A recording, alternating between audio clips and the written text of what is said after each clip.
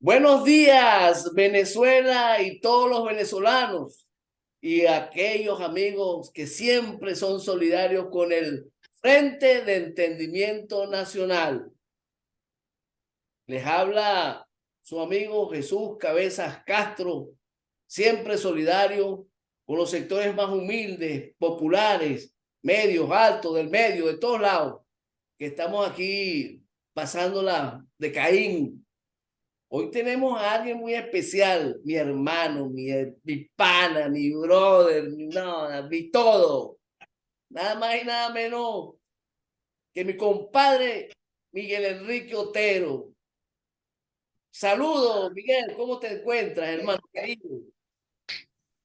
Hola, saludos. Oye, qué bueno que este programa que tienen en la radio me parece extraordinario que hayan podido incursionar en algo como la radio para difundir sus ideas y para intercambiar con distintas personas que son importantes para Venezuela.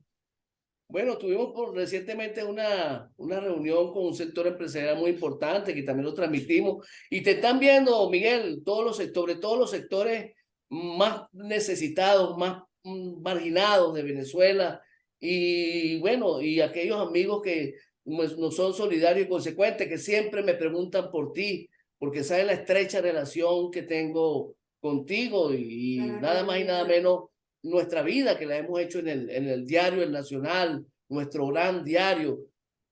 Si yo quisiera empezar por allí, Miguel, ¿qué piensas tú? ¿Qué debemos hacer los venezolanos para ser solidarios y consecuentes como lo hemos sido con el Nacional? Y tú que tantos golpes has recibido y tanta persecución y amenazas y de verdad que es triste y lamentable que un hombre como tú, tan importante en este país, que le ha dado mucho a este país, tenga que tener que emigrar por el acoso, el terrorismo de Estado que hay contra tu persona. Los medios son tuyos, Miguel. Para adelante.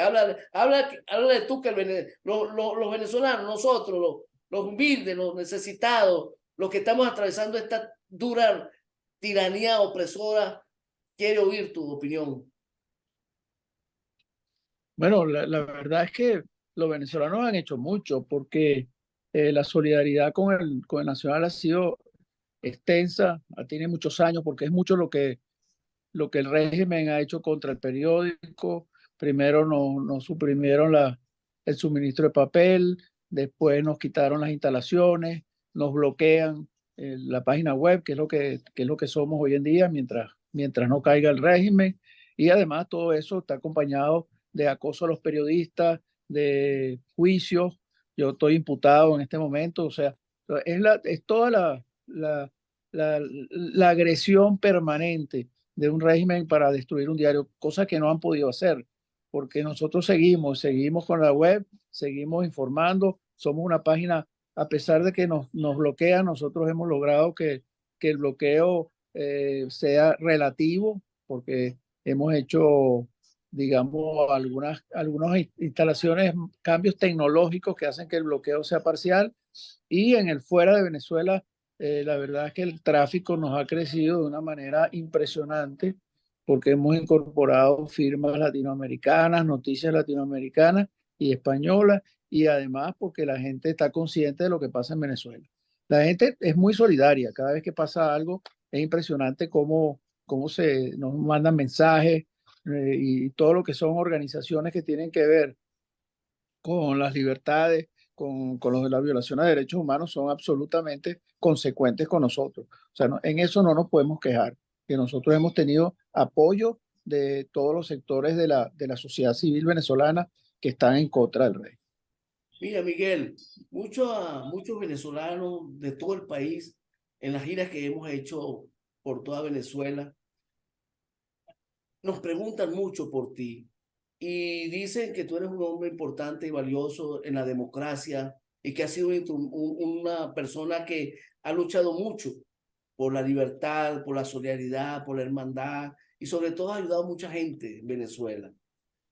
Esa gente siente tristeza porque tú no estás con nosotros. Pero yo digo, Miguel, ¿qué se siente no estar con esa gente que te quiere, que te queremos? que siempre te necesitamos en tus consejos, que siempre hablábamos contigo. ¿Qué les puedes tú decir a esa gente? Estamos en vivo y te están viendo por televisión y está siendo transmitido en vivo por la radio, para que lo sepas. Bueno, el exilio es algo que no es deseable. Uno puede vivir muy cómodamente en el exilio, pero el exilio es algo muy terrible. Y la verdad es que se ha escrito mucha literatura sobre el exilio en distintas épocas, porque el exilio ha sido un instrumento de represivo de los regímenes autoritarios en la historia desde los griegos, desde los romanos. Entonces, no, pero uno en el exilio también aprende muchas cosas y también uno puede seguir, digamos, en la lucha. Los venezolanos que están fuera es una cuarta parte de la población, son 7 millones de personas que están fuera. Y esas 7 millones de personas jugarán un papel importante tanto en la salida del régimen como en la reconstrucción del país. Porque lo que ha sucedido con Venezuela es una cosa única. O sea, es un país que ha echado hacia afuera, un régimen que ha echado hacia afuera una cuarta parte de la población sin que haya habido una guerra. Eso no tiene precedente histórico, no tiene precedente histórico.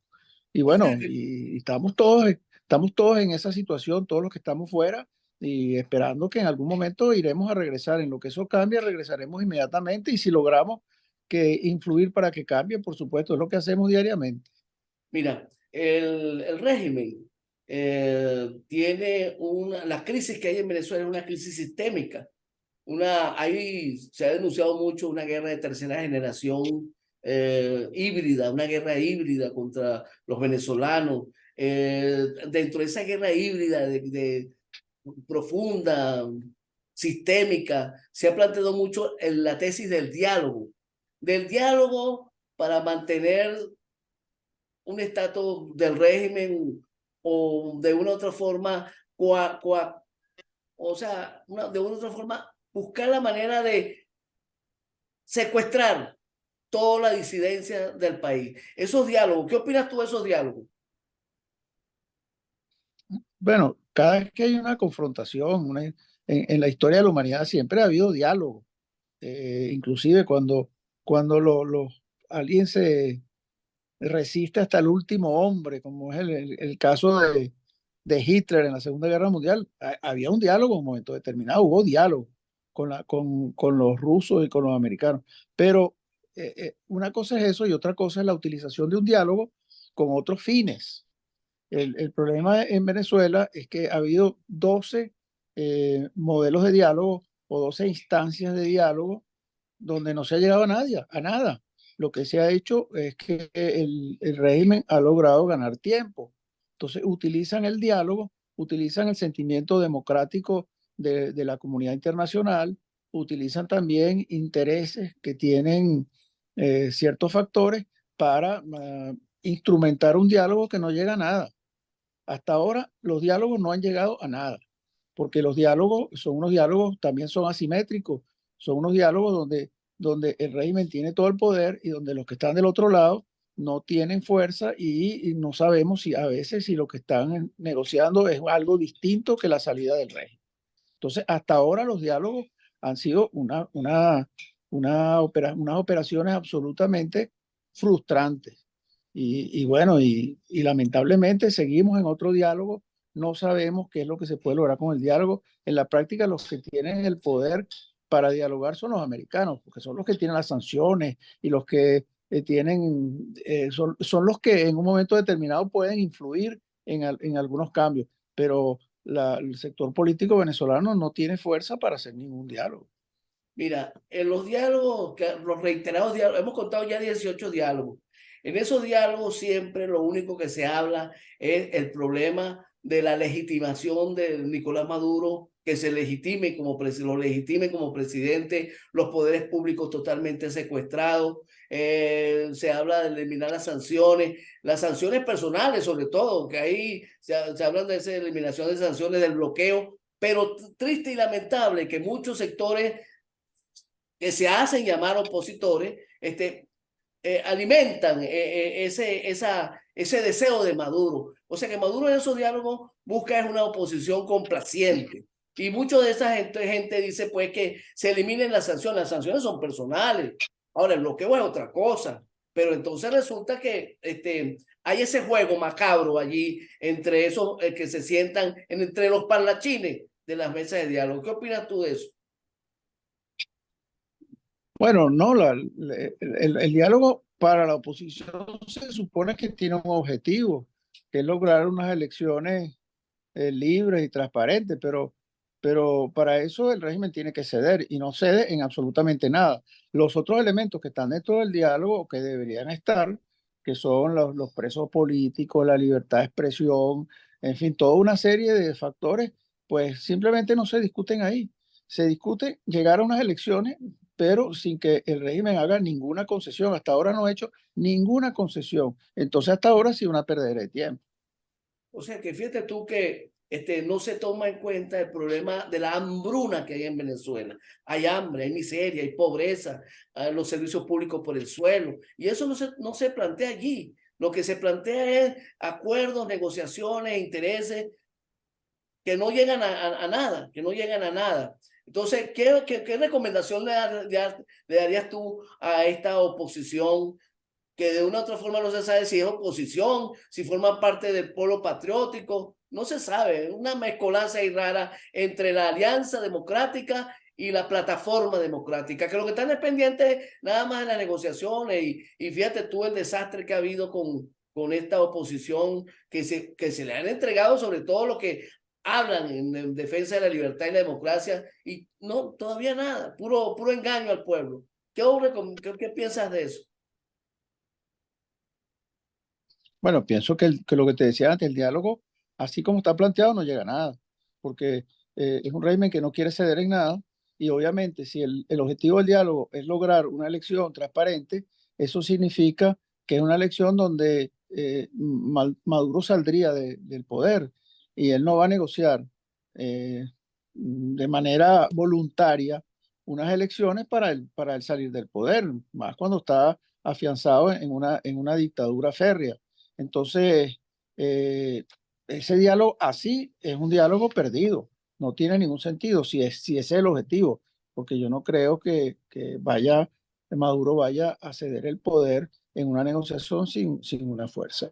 Las negociaciones, por ejemplo, cuando los vietnamitas negociaban con los americanos en Suecia, bueno, los vietnamitas tenían fuerza, tenían el apoyo chino, estaban en una guerra, no tenían fuerza, al final votaron a los americanos. Entonces se sentaban a negociar con fuerza. Ambas partes tenían fuerza. Aquí el único que tiene fuerza es Maduro. Y el otro que tiene fuerza, que son los americanos, no aparecen en la negociación. Mira, por aquí me están llegando unas preguntas, Miguel. Dice así, hoy los venezolanos están desilusionados con la oposición. ¿Crees que hay todavía una vía para salir de esa pesadilla? Bueno, claro que hay, esperanza hay.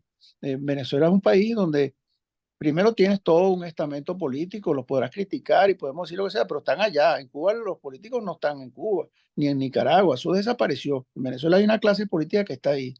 Adicionalmente, tienes a un pueblo protestando de manera permanente. El año pasado hubo 9.200 protestas populares, según una ONG que los contabiliza, lo cual es una barbaridad. Y este año empezaron las protestas por el salario mínimo, los maestros, en fin, todo ese tipo de cosas.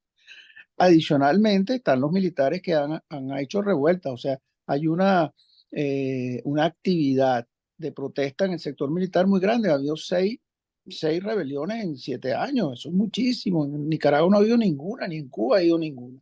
Y además tienes un régimen que no es una dictadura normal, como la de Pérez Jiménez, o la de Pinochet, o la de Stalin, o cualquiera que nombre, sino que es una corporación criminal. Es distinto a las dictaduras tradicionales.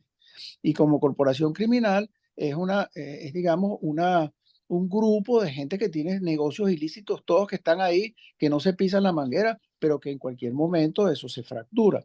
Entonces, la base de todo eso es una base inestable, que yo creo que es un problema de tiempo pensar que en algún momento eso produce una ruptura, produce un escenario de tensión y de ruptura de una manera rápida. Entonces, yo sí tengo esperanza. Primero hay que estimular la protesta, después tratar de que los partidos se vinculen más a la protesta, porque no se vinculan a la protesta, Y bueno, el sector militar eso va por su cuenta, pero también están activados muchos de ellos. Entonces, es un problema de tiempo pensar que en un momento determinado ocurre un fenómeno que genera una salida, una ruptura en el régimen.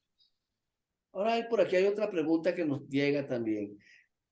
¿Cree que todavía, por qué si el régimen intenta decir que las cosas han cambiado, Venezuela sigue considerándose como una dictadura? Y se habla también de las burbujas. ¿Qué opinas tú de esa Venezuela que dice que quieren vender, de que Venezuela cambió, que ya están los bodegones, la burbuja, esa burbuja de la distribución, inclusive desigual de la pobreza, porque hoy en día hay más ricos, muchos ricos, pero una minoría, pero la cantidad de pobres es inmensa, Miguel. ¿Qué opinas de eso? Bueno, los que dicen que cambió son básicamente los que están vinculados al régimen y los que quieren levantar una imagen que realmente no es sustentable, porque las cifras son terribles. Primero, este año vamos a tener otra vez 400% de inflación. Además, el 75% de la población vive en pobreza crítica. Además, se ha ido una cuarta parte de la población. Además, en lo que son los servicios públicos, la situación es desastrosa a nivel nacional. Y en cuestiones básicas como salud y educación, sabemos que eso está totalmente desmantelado. Entonces, y además, la fuente de ingresos más importante, que es el petróleo, está llegando a unos niveles ridículos de 600, 700 mil barriles diarios, cuando Venezuela producía 3 millones de barriles diarios, y estos, a pesar de toda esta cuestión de Chevron, no van a lograr aumentar la producción. Entonces, las cifras sobre Venezuela son muy malas, son iguales a las de el año pasado, iguales al año antepasado. No hay ninguna cifra importante que signifique un cambio. Los bodegones, bueno, es un fenómeno con la cuestión esta del puerta a puerta, que se produce en Caracas, o en Caracas y en alguna ciudad del interior, pero se produce con un sector absolutamente mínimo de la población. No es una cosa que le llegue a mucha gente, le llega a un 1% de la población. Entonces eso no es un fenómeno que podamos decir es un indicador de crecimiento, un indicador de éxito. No, es una cosa muy pequeña. Entonces lo que ellos están haciendo en publicidad para hacer creer a sectores en el exterior y en el interior también, de que Venezuela está cambiando porque hay una pequeñísima burbuja en zonas metropolitanas. Bueno, eso no concuerda en absoluto con las cifras macro que se tienen sobre Venezuela. Mira, aquí en Venezuela hay un fenómeno que se empieza a destapar de nuevo y con más rudeza, que es la hiperinflación. También tenemos los graves problemas de, como tú dijiste anteriormente, de los servicios públicos, niños que mueren de desnutrición, el problema de la hambruna, el problema de la inseguridad, de nuevo, la falta de agua, la escasez de gasolina. Bueno, todo este fenómeno que se profundiza cada más en Venezuela, necesita también de la ayuda humanitaria. ¿Tú crees que con este gobierno eh, que no se sabe si es un gobierno totalitario, absolutista, tiránico, bueno, es una cosa toda mezclada y ligada, como tú dijiste anteriormente, es una mafia? ¿Tú crees que hay salida con esta mafia en el poder? Jesús, Bueno, sí, yo creo que sí, ya te lo dije antes, yo creo que sí, que hay condiciones para que esta mafia en el poder, como la llamas tú, está montada en una base inestable. Esa es una base que no tiene estabilidad. Pareciera que fuera un gobierno súper fuerte y súper controlado y no lo es. No es una dictadura tradicional ni tiene las bases económicas para poder mantenerse en el tiempo. Fíjate que lo que han tardado en aumentar el salario mínimo y no han podido y el salario mínimo lo que hace es tragárselo la inflación. Entonces, la situación es una situación dramática, es una situación de pauperizar cada día más a los venezolanos, de empobrecerlos, de que mueran los niños de desnutrición, todos estos fenómenos que produce una sociedad que no, y además una sociedad que se suponía que hace unos años era el país más rico de América Latina. Ahora está en unas condiciones inferiores a Haití. El salario mínimo en Venezuela es la mitad del salario mínimo en Haití, cosa que es increíble. Sí. Ahora, hay otras cosas, chicos. Estamos en un proceso actualmente de preparación para unas supuestas elecciones presidenciales para el 2024, pero también el régimen habla de adelanto en las elecciones y quien tiene esa campaña montada es Diosdado Cabello, de adelantar las elecciones y no se sabe si las elecciones las van a tirar conjuntamente con la Asamblea Nacional o van a ser una nada más adelantar las elecciones presidenciales, pero hay un fenómeno que si se adelantan las elecciones presidenciales, suponte que sea en diciembre, la Constitución dice que en el 2024 es que se desplaza el gobierno que está de turno por el nuevo gobierno electo en unas supuestas elecciones limpias, pulcras y transparentes. Entonces, tendremos en ese interín de un año o año y medio dos presidentes, el presidente de facto ilegítimo y el presidente electo en unas elecciones. ¿No te parece confuso eso? De adelantar las Bueno, elecciones. habría que ver. Yo creo que Maduro está obligado a hacer una elección el 24 y él la va a hacer el 24. Yo no creo que la vaya a adelantar. Así como Pérez Jiménez hizo un plebiscito en el 57. Maduro hará sus elecciones. Ahora, por el camino que vamos, Maduro las va a ganar, aunque nadie vote por él, porque es una estructura que no cambia, es una estructura que no tiene nada que ver con unas elecciones transparentes, es una estructura donde hay un rep totalmente viciado, donde no sabemos cuántas personas votan y cuántas personas votan 5 veces seguidas, donde no hay control de las mesas, donde no hay control de la contabilización, del software, donde no hay control de nada, aparte de que no hay medios de comunicación, en fin, todos los demás cosas. Entonces, él va a hacer su elección y por el camino que vamos, lo más probable es que la gane y que nadie se la reconozca. Eso es lo que debería pasar si seguimos en esta línea. Ahora, la diáspora, los migrantes forzados a raíz de la pésima situación en Venezuela, no se busca la manera y se está presionando la manera de que participen en un proceso electoral. ¿Tú crees que el gobierno ceda, este gobierno de facto ceda para que esta gente participe y se active en el proceso de votación con sus votos? No, no hay manera de que vote la diáspora. Primero, el gobierno no va a querer. Segundo, lo va a sabotear si están obligados a hacerlo. Y tercero, 7 millones de personas votando en el exterior no es manejable. En España nada más hay 470.000 venezolanos. Suponte que 200.000 puedan votar. Si hay 4 consulados, van a votar en los 4 consulados. Se necesitarían un centenar de mesas. Ellos no van a montar esas mesas. Para no hablar en Colombia. En Colombia hay 2 millones de venezolanos. ¿Cuántas mesas de votación se necesitan para que esos 2 millones de venezolanos voten?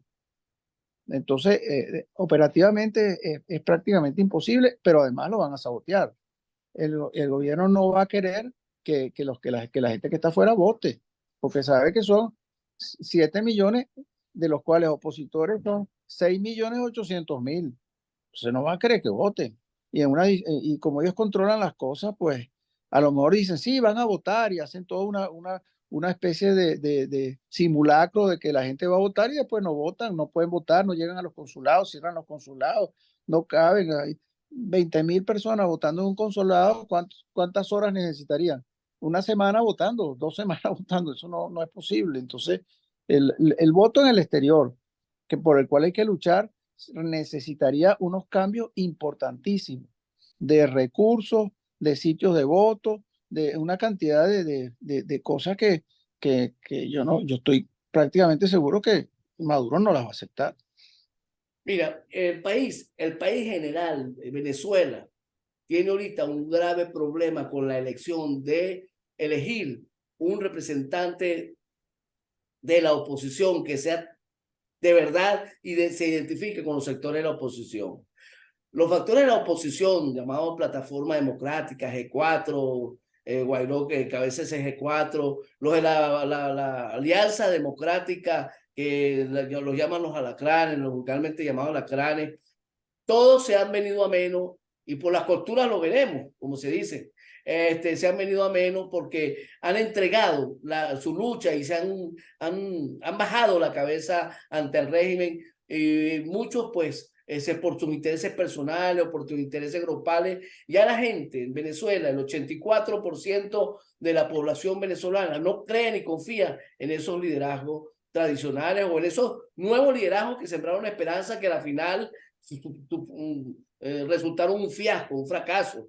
Ahora, se están preparando unas primarias, pero esas primarias, como se eligieron a los directivos, a la Comisión Nacional de Primarias, entre gallos y medianoche, reuniones, asambleas privadas, ocultas, a dedo, no se hizo una elección seria, transparente, para elegir en una asamblea pública o una representatividad nacional a esos representantes de la Comisión Nacional de Primaria. Ahora resulta que tenemos ese grave problema, que hay una desconfianza hacia ese sector que representa que representa las primarias, Entonces, tenemos ese grave problemita. Ahí tenemos un pequeño problemita con el... Ajá. Ahora, tenemos ese grave problema con las primarias. No garantizan confianza ni seguridad al elector. Y aparte de eso, pues, ellos solamente en la Comisión Nacional de Primaria, los estatutos que hemos leído, o sea, le rinden cuenta solamente a los G4. A los que no son de partido, de esos selectivos que ellos plantean, van a participar en un proceso de elecciones primarias o a presentar su candidatura, le exigen el 0,5% de firmas, tal cual como lo exige el CNE. Aparte de eso, solamente pues están única y exclusivamente están entregados pues y reconocen a esos sectores como a lo único que hay que rendir cuenta. Entonces, ¿qué piensas tú de esta primaria y de esta Comisión Nacional de Primaria que fueron elegidos a dedo y sobre todo ese reglamento, ese estatuto que es sesgado a los intereses de G4? Bueno, la verdad no sé muy bien cómo se eligió y habría que ver si todos los sectores están de acuerdo con esa elección y con esa manera. Yo la verdad no tengo muy claro esa situación. Lo importante es que se demuestre que es una cosa independiente, que es transparente, que puedan hacer las cosas y todo el mundo lo conozca. Y yo los que he visto ahí, bueno, hay una cantidad de gente que son independientes. Mal hubiera sido que hubieran electo en esa comisión un dirigente de AD, uno de COPEI, como hacían siempre. Aquí por lo menos son gente independiente.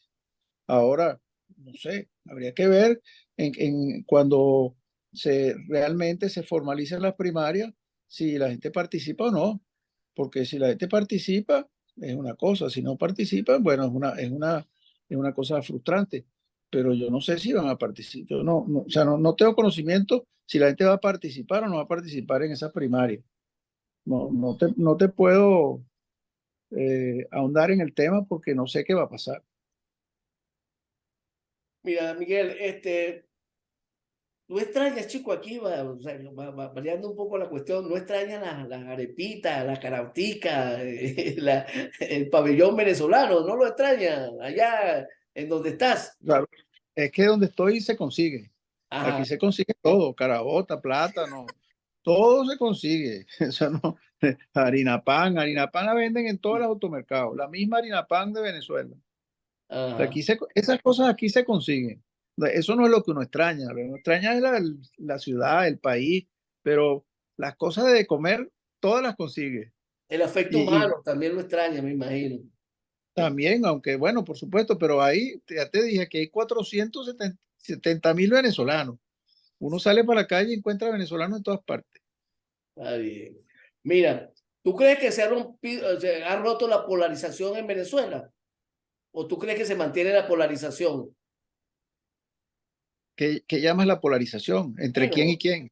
Tú sabes que generalmente el gobierno tiende a sectorizar a los grupos de la oposición para que de esta forma estos grupos se mantengan divididos entre opositores verdaderos, reales, opositores que no son reales ni verdaderos, sino pseudo-opositores y el gobierno. Entonces, buscar la manera de confundir en este mundo de la política para que la gente no sepa ni conozca y pierda el rumbo quiénes son sus candidatos idóneos para combatir al régimen. Hay una, Bueno, por ejemplo, fíjate tú, pero eso no es polarización, eso es otra cosa.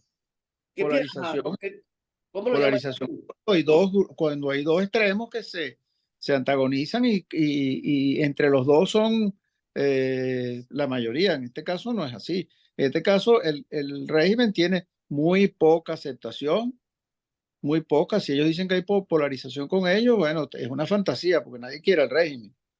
Y la oposición está atomizada, que yo sepa ahí 50 partidos, 50, 100 grupos, es una cosa atomizada. La polarización en Venezuela es muy relativa, no se puede hablar de polarización. O sea que hay un archipiélago de oposiciones. ¿Y qué consejo le das tú para la unidad superior de ese archipiélago de oposiciones entre los considerados opositores malos y opositores buenos? ¿Qué consejo le das tú a ese archipiélago para que se unan? Eso no se van a unir. La única manera de que se produzca unidad es que haya un consenso para hacer unas primarias y las primarias elijan un líder, aunque vaya a unas elecciones fraudulentas, pero que elijan un líder. Ahora, todo el mundo tiene que participar digamos,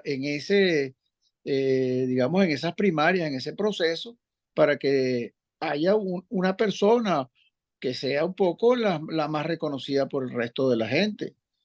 ¿Entiendes? Eso es lo que le da importancia a las primarias, básicamente, que escojan un líder.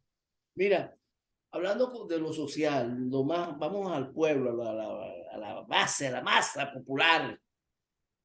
Tenemos un grave problema. Mira, nos encontramos con gente que pasa hambre, miseria, pobreza, desesperación, desempleo, frustraciones y que reciben una bolsa de comida podrida, llena de gusanos y que se alimentan con esa comida y que de una u otra forma a veces se sienten satisfechos. Oye, tenemos ese grave problema de que todavía la gente pasando necesidades, penuria, todavía sigue creyendo en este régimen.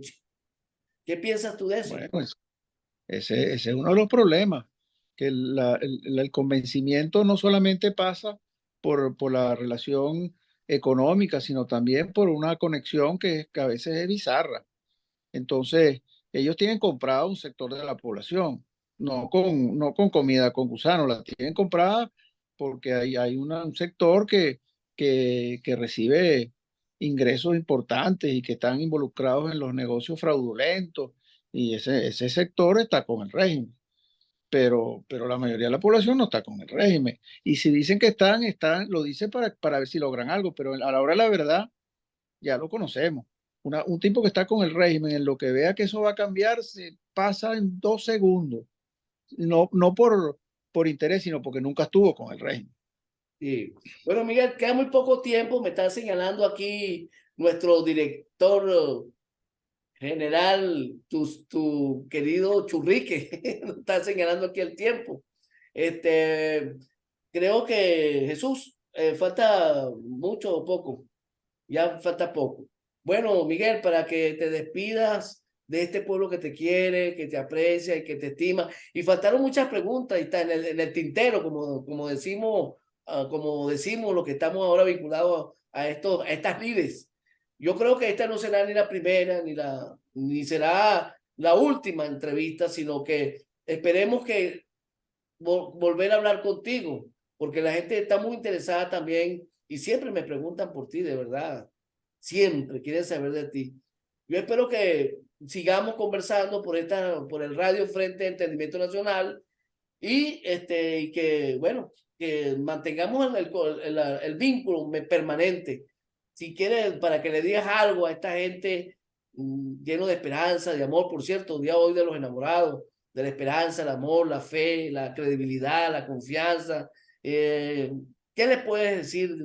Despídete con ese afecto de calidad humana, que yo te conozco, que eres un ser muy valioso humanamente, ¿no? Como ser humano, vales oro, ¿vale? De verdad que porque yo te conozco. Yo lo que tengo que decir es que yo sé que es un pueblo bravo, un pueblo combativo, hay que tener esperanza. Yo sé que ha sido muchos años de lucha y muchos fracasos en la lucha, pero yo estoy seguro que vamos a triunfar. Yo no tengo la menor duda. Yo estoy seguro que en poco tiempo yo voy a regresar a Venezuela, pues voy a regresar por la puerta grande. Y el Nacional va a salir otra vez también como el gran periódico que ha sido toda la vida. Eso tampoco tengo la menor duda. Es un problema de trabajar, luchar, organizarse y seguir en esto. De esto vamos a salir. Y esta gente no va a quedarse ahí mucho tiempo más. No tiene cómo quedarse mucho tiempo más. Ha destruido un país y el país se lo va a cobrar.